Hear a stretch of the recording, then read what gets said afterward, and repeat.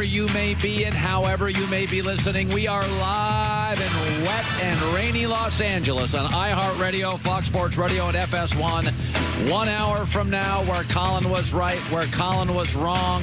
Terry Bradshaw, 30 minutes from now. And Joy Taylor joining me in a great Monday. Good morning. What a weekend. What? I've never gone 8-0 in the first 8 playoff games ever. Oh, my. I'm like a wizard. I just want everybody, we're going to start with this. I want everybody to remember this. New England has 12 draft picks this year, 6 in the first 3 rounds. They're going to reload. This is the year to beat New England. This is the year. I watched Tom Brady this weekend. He didn't look that old.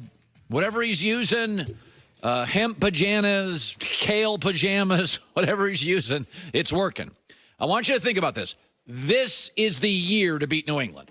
You better do it now because they're stocking up with 12 draft picks. They'll move off Gronk. They'll get some salary cap space. Think about this. This year, for the first time in like 10, had to rebuild the O-line. This year, for the first time in a decade, Gronk's a shell of himself. New England all year long did a lot of non-New England things. First of all, they were terrible on the road. Do you know the Patriots were sub 500 on the road, 3-5? That's not New England. New England had controversy for several months coming into the season. That's not the Patriot way. Every year they have a stinker in September. This year they had 3 horrible losses, all to horrible teams. Detroit, the Jags, Tennessee. That's not the Patriot way. Situationally, they melted down in Miami. I don't remember that happening once in 18 years. This is the year they were rattled and out of sorts. But it doesn't end there.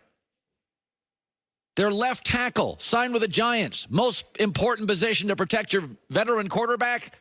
So they drafted an offensive lineman to play left tackle. He got hurt. So they had to go to San Francisco. They have a right tackle playing left tackle. It doesn't end there. They were so desperate this season, and New England's never desperate, they went and signed the poster child in the NFL for wasted talent, Josh Gordon. When's New England ever been desperate? They were this year. It doesn't end there. Cordarrelle Patterson, 2 times this year, led them in rushing yards as a running back. A wide receiver who'd never played running back became their best running back. New England has been controversial, bad on the road, can't figure out the left tackle, key injuries, losing to bad teams, situationally melting down. Wide receivers are running backs. Running backs are wide receivers. If New England goes to Kansas City and wins this weekend, AFC, wave the white flag. I mean, this is the most vulnerable they're ever going to be. Because Tom Brady, I watched that game. Did he look old? That's as good as I've ever seen him play. I mean, I can't remember a game he was that efficient against that kind of personnel. I mean, Kansas City this week, at home, veteran head coach, mostly healthy, great head coach, extra day to prepare.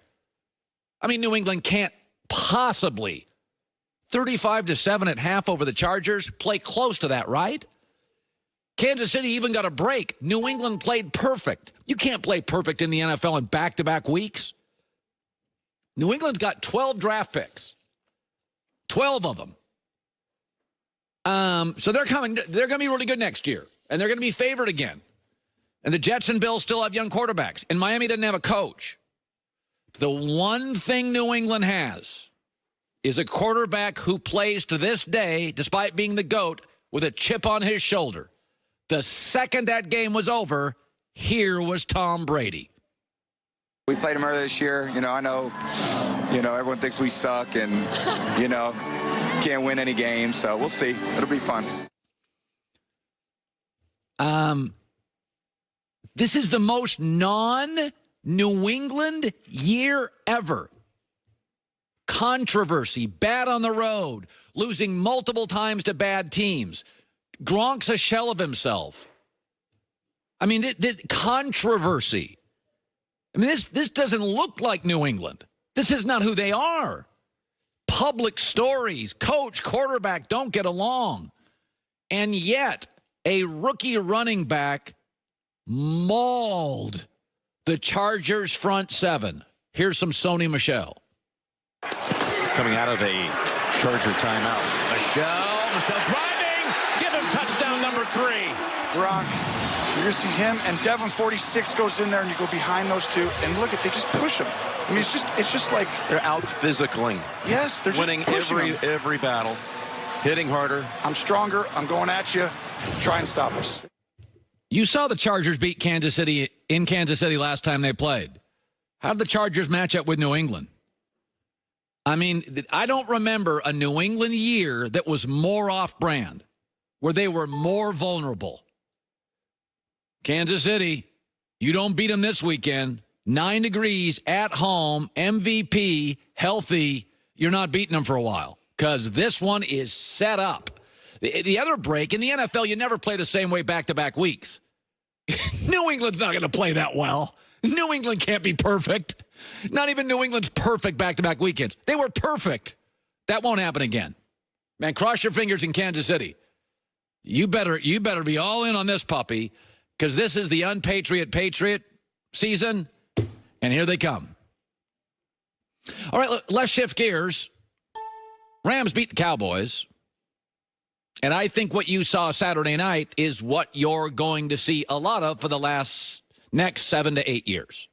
This is what you're going to see next 7 to 8 years from Dallas. They're going to be good enough to win a division. They're going to be good enough to win playoff games. But they'll hit a ceiling because Jason Garrett and Dak are good, solid, but they're not special.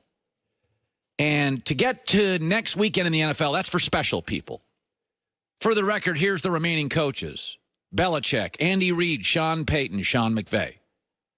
Many people believe those are the 4 best coaches in the NFL. Belichick, Reid, and Payton will be Hall of Famers. I suspect Sean McVay will be too. Who are the 4 remaining quarterbacks in the NFL playoffs? Tom Brady's the best that's ever played.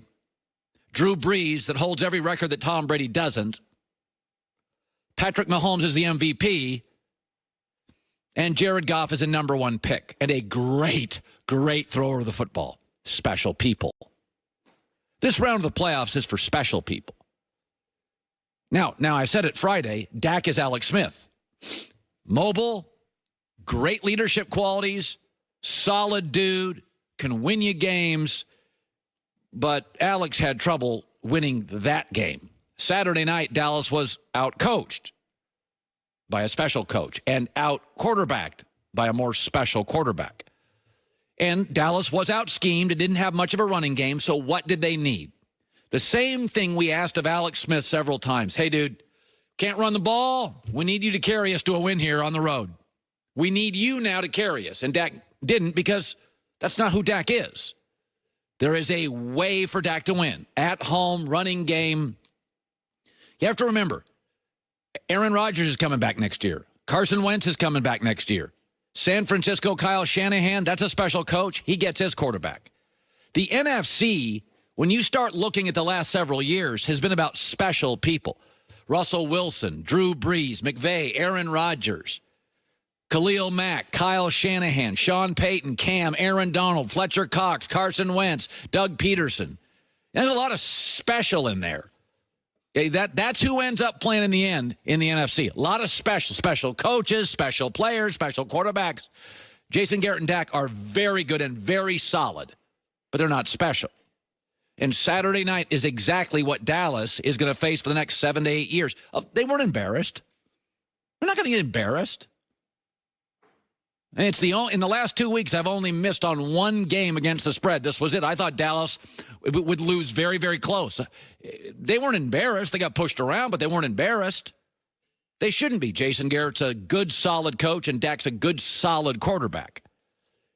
But it's all about expectations. If you're bothered by Saturday, then you need to lower expectations because the NFC lays it out for you. It is the conference of special.